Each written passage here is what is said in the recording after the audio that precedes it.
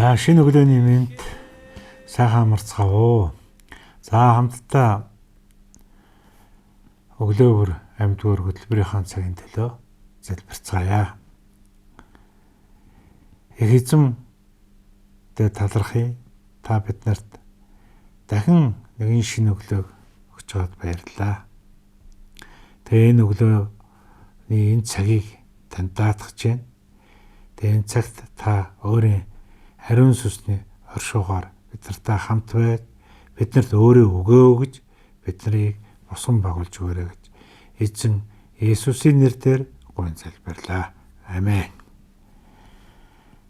За хамтдаа үргэлжлүүлээд Лук номоос суралцъя. Тэгээ Лукийн сайн мэдээнээс бид нар суралцж байна. Тэгээ Маркийн бичсэн сайн мэдээний хуулбарыг бол Лук биедээ авч явж Лук өөрийн сайн мэдээний номыг бичихдээ Маркийн бичсэн олон зүйлийг бол давтаж бичсэн байдаг.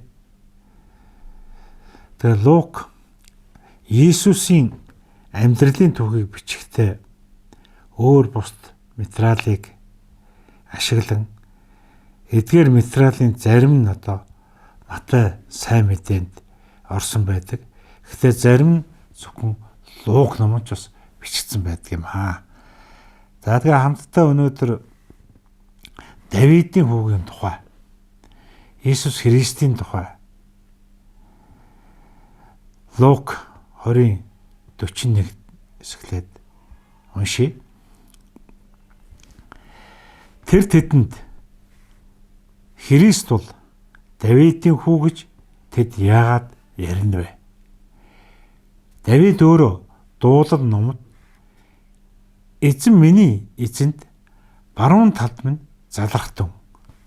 Би дайснуудыг чинь чиний хөлийн гишгүр болох хүртэл залхартун гэж айлдваа гэсэн. Давид түүнийг эзэн хэмээн дууддаг бол тэр яаж түүний хүү байх билээ гэвэ. Амен.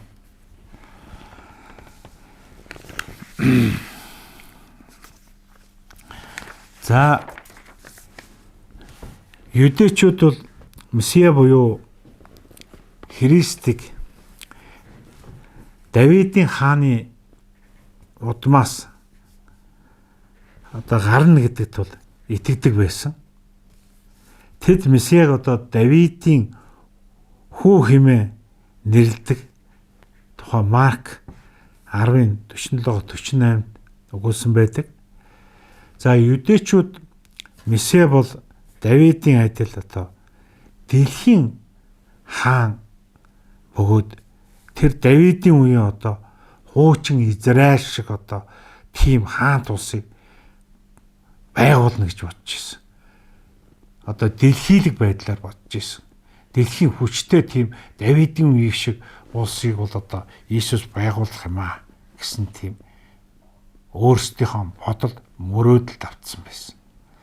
Харин Месиа бол Давидын хүүгээс илүү агуу нэгэн гэдгийг харуулахыг Иесус бас хүссэн. Тэр үед ч бас Давидын эзэн байсан түүнийг харуулахын тулд Иесус Давидын бичсэн дуулал 111-д иш татсан байдаг. Эзэн миний эзэнд би чиний дайснуудыг хөлийн чинь гишгүүр болох хүртэл миний баруун гарталд суув. Үүнээс бол бид Давид Месиаг буюу Иесусыг эзэн хэмээн дуудаж ирснийг бол ойлгож болно. Үнэхээр Иесус бол Бурхны хүү байсан. Тэр бол Давидын удмаас төрсөн нэгэн. Иесус хэрв Давид Месиаг эзэн гэж дуудсан бол Месиа яаж Давидыг хүү байж таарах вэ гэж тэр хүмүүс бодож ирсэн. Асуусан бүр. Харин Месиа буюу Христ нь Давидын хүү бөгөөд бас Давидын эзэн байсан гэдгийг аль нь бол үний юм аа. Тэг хүний хүү болохын хувьд хүний дүрээр энэ дэлхийд ирсэн хувьд Христ бол Давидын эзэн юм. Эзэн болох Христ бол энэ дэлхийн хаанчлыг бас харин мөнхөд байх тэр сүнслэг хаанчлыг байгуулсан Бурхны хүү юм аа. Тэр энэ дэлхийд мөнхийн усыг хаанчлыг биднэрт өгөхөөр ирсэн юм.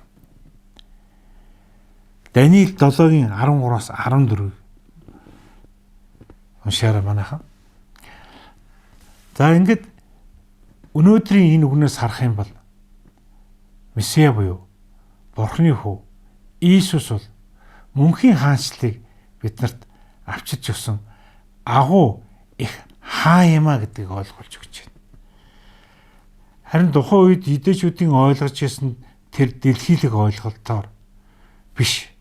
Тэр Давид шиг хаан болж дэлхийн тэр гайхамшигтай улс гүрэнд байгуулах юм шиг бодож исэн бодлоос өөр сүнслэг утгаараа үнэхээр бидний эзэн бол мөнхийн улсыг биднэрт байгуулж өгсөн Бурхан Аавын цорын ганц хайртай хүү гэдгээ өнөөдөр бидэнд ойлгуулж өгч чад эзэн Бурхандаа талархаж байна. Тэгээ энэ цагийн төлөө хамтдаа залбирцгаая. Баярлалаа Иесус. Та өнөөдрийн өглөөний үеийн цагаар биднэрт цорын ганц Бурхны хүү Иесус Христ энэ дэлхийн хаан, сүнслэг мөнхийн улсын хаан гэдгээ ойлгуул харуулж өгч чад талархъя. Өнөөдрийнхөө ажил, үйлс, үйлчлэлүүдийг эзэн Бурхан тантай даатхан таны хайртай хүү Иесусийн нэрээр гуйн залбирцгаалаа. Амен. Эзэн ивэгэ.